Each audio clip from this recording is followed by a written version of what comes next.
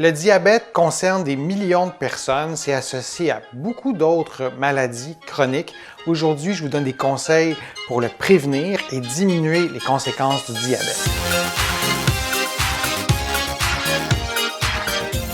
Je suis Denis Fortier. Si vous êtes nouveau ici sur ma chaîne YouTube, je vous conseille de vous abonner en cliquant sur le rectangle rouge dans le coin inférieur droit de l'écran. Maintenant, le diabète, qu'on associe parfois à quelque chose de peut-être pas si grave, mais au fond, c'est une maladie chronique qui concerne vraiment beaucoup de monde. Il y a beaucoup de personnes aussi qui sont prédiabétiques, c'est-à-dire que le taux de glucose dans leur sang est plus élevé que la normale.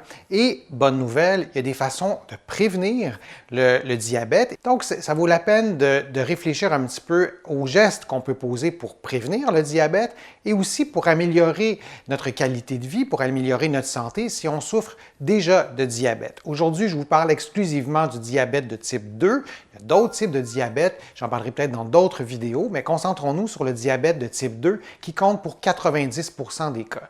Qu'est-ce que le diabète? Pour le dire très simplement, c'est un manque ou une difficulté d'utilisation de l'insuline, qui est une hormone qui est fabriquée par le pancréas. On peut imaginer l'insuline comme une clé qui va s'ajouter au glucose qui lui permet d'entrer dans vos cellules. C'est comme s'il y avait une porte et sans cette clé-là, sans l'insuline, le glucose reste dans votre sang et des hauts taux de glucose dans le sang, ça cause des problèmes et dépasser certains niveaux, on a un diagnostic de diabète. Quel est le lien avec l'insuline, le glucose et les muscles? 80% du glucose est consommé par vos muscles.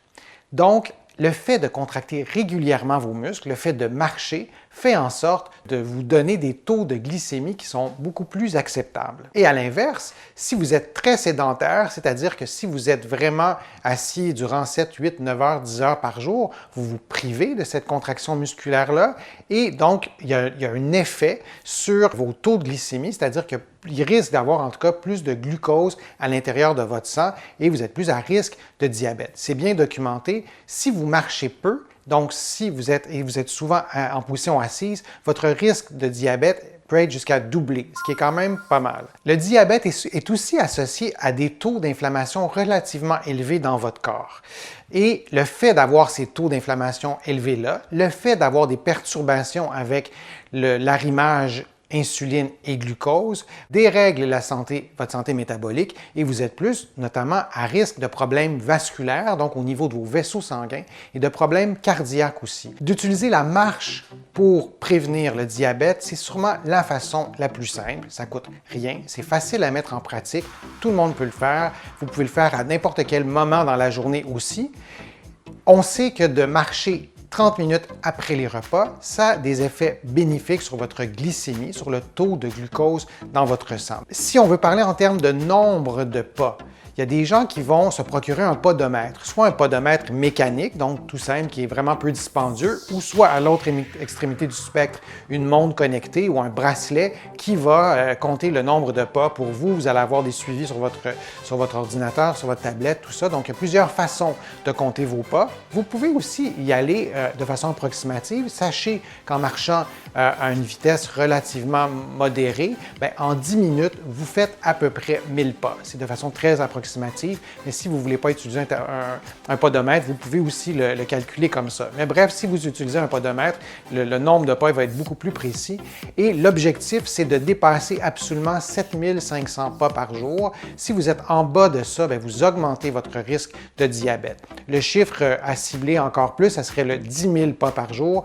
mais déjà, si vous dépassez 7500 pas par jour, pour ce qui est du risque de diabète, c'est déjà une bonne nouvelle. Sachez que les gens qui habitent dans des quartiers où tout se fait à pied, sans faire un effort additionnel pour marcher, seulement en faisant leurs courses, en faisant les activités de la vie de tous les jours, franchissent facilement 8000 pas par jour. Donc, le 7500 pas par jour, c'est pas si élevé que ça, c'est quand même quelque chose qui est atteignable. Si c'est loin de ce que vous faites en ce moment, c'est possible que vous ne marchiez que 2, 3, 4000 pas par jour. Si vous vous déplacez en voiture, si vous êtes souvent assise ou assis, peut-être que c'est ce qui se passe, mais c'est faisable d'augmenter quand même assez rapidement rapidement le nombre de pas pour vous rendre à 10 000 pas par jour.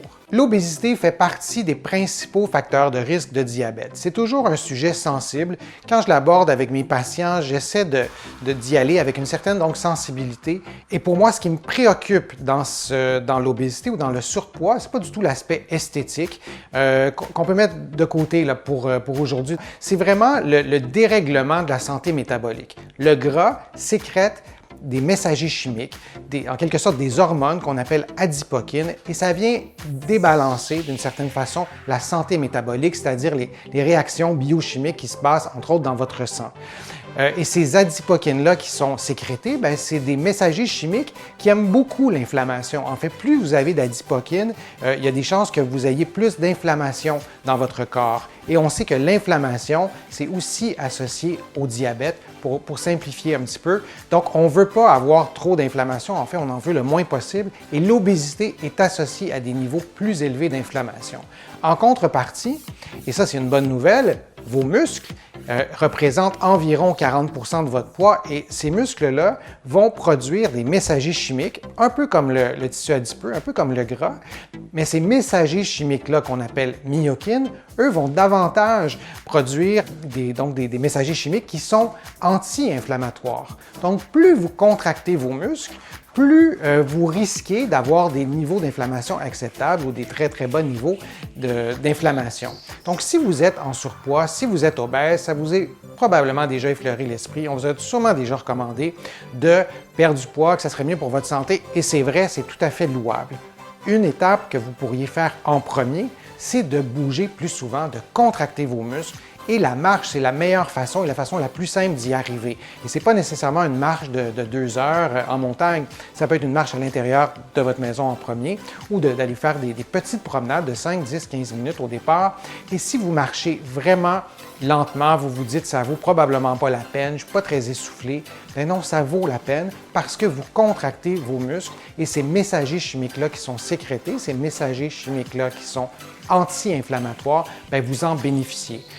Vous pourrez augmenter la vitesse de votre marche, vous pourrez augmenter la durée de votre marche, mais ces petits pas-là que vous allez faire pendant 10-15 minutes, même s'ils vous apparaissent un peu inutiles, ils ne sont pas inutiles et ça vous aide à préserver votre santé et ça vous permet de rééquilibrer ces deux équipes-là qui sont soit pro-inflammatoires ou anti-inflammatoires. Vous allez commencer par marcher par petites doses et vous allez augmenter les paramètres, donc vous allez marcher un petit peu plus longtemps, un petit peu plus souvent, jusqu'à ce que vous marchiez au moins 3 à 4 fois par semaine. Ou sinon, vous comptez vos pas et vous ciblez 7500 pas et dès que possible, vous allez à 10 000 pas par jour. Une autre façon aussi d'utiliser la marche, c'est de le faire par intervalle. Souvent, on va les associer à la course à pied. Donc, les gens vont courir à une certaine vitesse pendant 3 minutes et ensuite, ils vont courir un petit peu moins vite pendant 1 minute ou peu importe les paramètres. Il y a plusieurs façons de l'utiliser. On peut faire la même chose avec la marche et il y a aussi des effets bénéfiques pour la santé métabolique. Donc, moi, ce que je vous propose, c'est de marcher pendant 20 minutes et faire des blocs de 3 minutes. Donc, 3 minutes où vous marchez quand même assez rapidement. Vous allez être un peu plus essoufflé. Peut-être que vous allez avoir un peu de difficulté à entretenir une conversation avec quelqu'un d'autre parce que vous allez avoir le souffle court, donc pendant 3 minutes. Et pendant les 3 autres minutes, bien, vous marchez vraiment tranquillement à une vitesse peut-être qui pour vous peut vous sembler inutile, mais donc marchez vraiment très lentement. Et ensuite, l'autre 3 minutes, vous reprenez, vous retrouvez la même intensité que vous aviez et vous y allez comme ça pendant 20 minutes jusqu'à 30 minutes. Et le fait d'y aller par intervalle, bien, peut-être ça va être plus motivant pour vous, peut-être que vous allez avoir l'impression d'être dans une activité physique plus exigeante et il y a des bénéfices aussi pour votre corps. Un autre outil aussi pour prévenir le diabète ou sinon pour améliorer votre santé si vous avez déjà le diabète, c'est utiliser les escaliers. On oublie les escaliers. D'ailleurs, vous avez sûrement déjà remarqué que dans un building, les escaliers souvent sont cachés. Or, c'est plutôt les ascenseurs qu'on devrait cacher et on devrait mettre en évidence les escaliers. Si vous montez les escaliers, c'est la même dépense énergétique que si vous faites de la course à pied. C'est quand même pas rien et c'est facile à doser. Vous pouvez monter un palier ou deux à votre vitesse. Donc, de monter les escaliers, de descendre descendre les escaliers, c'est aussi une bonne façon de contracter vos muscles et de bénéficier de ces messagers chimiques-là qui sont sécrétés par vos muscles et qui vous aident à préserver une bonne santé métabolique. Si de monter les escaliers, c'est trop difficile, par exemple, dès que vous montez un demi-palier d'escalier, vous êtes trop essoufflé, c'est trop exigeant pour vous, commencez par descendre les escaliers. Ça peut sembler un peu farfelu, mais s'il y a un ascenseur à l'endroit où vous travaillez, par exemple, prenez toujours l'ascenseur pour monter. Sentez-vous pas coupable, c'est bien parfait, mais descendez toujours par les marches sans utiliser l'ascenseur. De descendre les escaliers, ça stimule un type de contraction qui s'appelle la contraction excentrique. Cette contraction-là a des bienfaits aussi pour votre santé métabolique, a des bienfaits même sur votre force musculaire, et vous allez trouver que c'est beaucoup plus facile, évidemment, de descendre les escaliers que de les monter. Et peut-être qu'à force de descendre les escaliers, vous allez arriver à les monter. Et il y a un élément qu'on n'a pas vraiment adressé dans cette vidéo-là, c'est la motivation. J'ai écrit un livre sur la marche qui s'intitule « Lève-toi et marche, le remède miracle existe et il est gratuit ». J'en parle abondamment de cette motivation-là. C'est vraiment le nerf de la guerre parce que si vous n'êtes pas motivé, il y a peu de chances que vous souteniez un effort comme ça ou un changement d'habitude qui n'est pas si simple que ça à faire. Alors, parfois, c'est plus facile d'aller escalader des montagnes une fois plutôt que de changer une de nos habitudes tous les jours pendant plusieurs mois, pendant plusieurs années. Donc, la motivation, c'est vraiment crucial. Je vous donne quelques petits conseils très simples. Par exemple, choisissez une activité physique que vous aimez.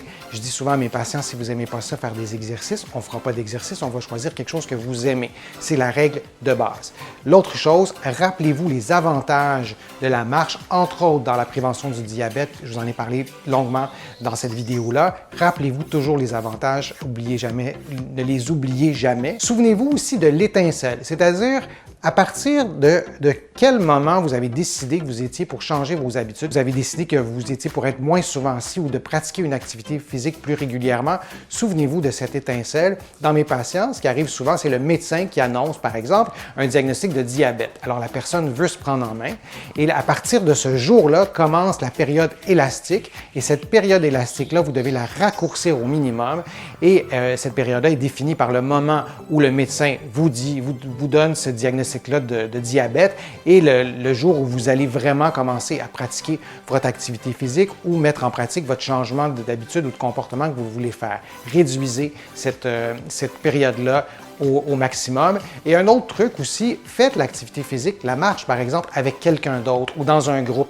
Ça a été bien documenté, il y a plusieurs études scientifiques qui l'ont prouvé. Plus vous faites une activité avec d'autres personnes, plus votre motivation va être élevée. Et un dernier petit conseil aussi, faites une activité physique à l'extérieur. Ça aussi, ça a été bien documenté. La motivation est plus forte si on pratique une activité à l'extérieur. Le fait que votre cerveau soit stimulé de tous bords, tous côtés, que ce soit les bruits de la ville, que ce soit les bruits de la nature, vous allez peut-être plus rencontrer d'autres personnes aussi, donc la motivation, elle est plus forte. Si vous voulez d'autres conseils sur la motivation, sachez que j'ai écrit un livre qui s'intitule « Lève-toi et marche, le remède miracle existe et il est gratuit ». Vous allez trouver ce livre-là dans toutes les librairies et sur le web. Et mes livres sont aussi distribués en Europe, notamment en France, en Belgique, en Suisse. J'espère que ma vidéo vous a plu. Je vous invite à cliquer j'aime, à la commenter. Posez-moi des questions. Ça va me faire un plaisir de répondre à ces questions-là dans une prochaine vidéo. Et surtout, partagez ma vidéo. Ça me donne une meilleure visibilité et ça me donne l'occasion de produire d'autres vidéos. Je suis Denis Fortier. Je vous remercie beaucoup. À bientôt.